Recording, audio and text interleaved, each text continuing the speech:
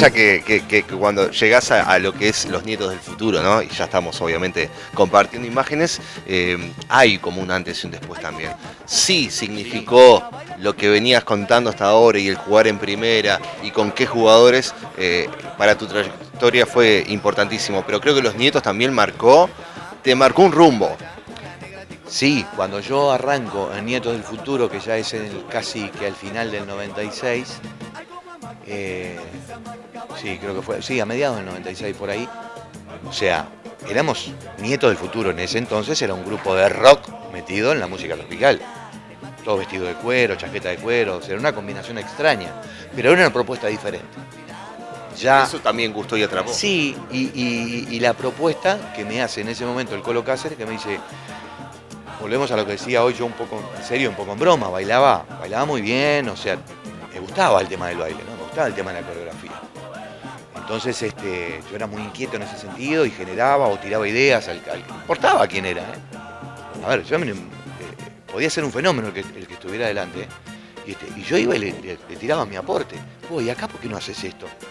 Pero no con el afán de, mirá qué crack. No, con el afán de aportar, de trabajar en equipo, porque te das cuenta que a veces, y que yo considero y que creo que más allá de, hasta en el fútbol, hasta un equipo de fútbol, más allá de vos tener buenas individualidades, tenés que tener un trabajo en equipo. Si no hay equipo, olvidate. El Colo Cáceres me dice, mirá, quiero que vengas a Nietos, porque ya yo, ¿qué pasó?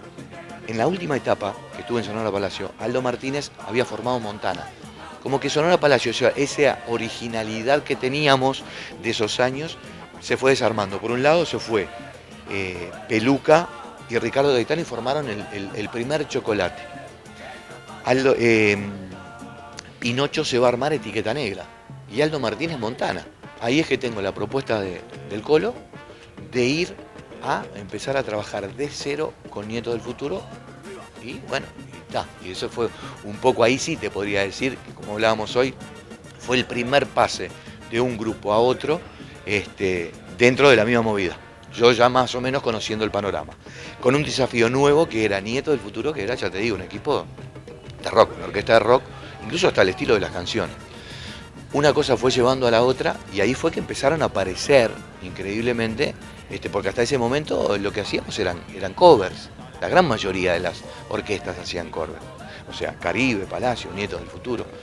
Pero bueno, como que empezó la onda esa de empezar a hacer canciones propias, ¿no? Como que empezó una demanda interesante, que se empezaron a fusionar con murgas, con candombe, con afro. Entonces como que eso dio el paso a las nuevas canciones y bueno, y con una movida interesante que empezaron a mirar para nuestro lado. Y creo también que increíblemente la pérdida del fenómeno que fue Rodrigo en Argentina en esos años hizo también como que se diera una mirada para este lado. Y en ese momento las bandas, ya te digo, estaban fusionando algo distinto, algo que gustaba, algo que era diferente, moderno a la vez, que hacía bailar, y fue lo que gustó. Venía muy acompañado de lo visual, desde la indumentaria, el baile, las coreos. Una cosa llevó a la otra. Cuando a mí me traen el tema de la mayonesa, yo digo, no pueden ser tan hijos de... ¿Cómo hace un tema de la mayonesa? ¿Qué voy a tener que ponerle una olla a cada uno y hacer así? ¿No?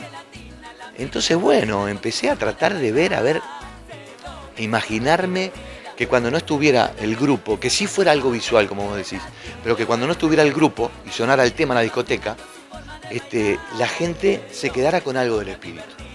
Y ahí empezó el yucayaca, y ahí empezó la gelatina, y ahí empezó el batido de la mayonesa, que empecé a asociarlo por ahí, coreografías grupales que lo pudieran hacer, la momia. La momia es un choreo que le hice a Titanes en el ring, que me sigan a agarrar los creadores de Titanes en el ring, salta de acá la momia y me agarra. Claro, pero en definitiva, era un poco eso, y yo creo que la gran mayoría de las cosas, como las canciones, el armado de una canción, un texto, una letra, está en el aire. Sobre todo el armado de un espectáculo artístico. Vos primero lo tenés que ver, lo tenés que visualizar. Pero está en el aire, está en el ambiente. Cuando a mí me traen el tema La Momia, en este caso, lo primero que me baja era la momia que yo miraba en Titanes del Ring. ¿Entendés?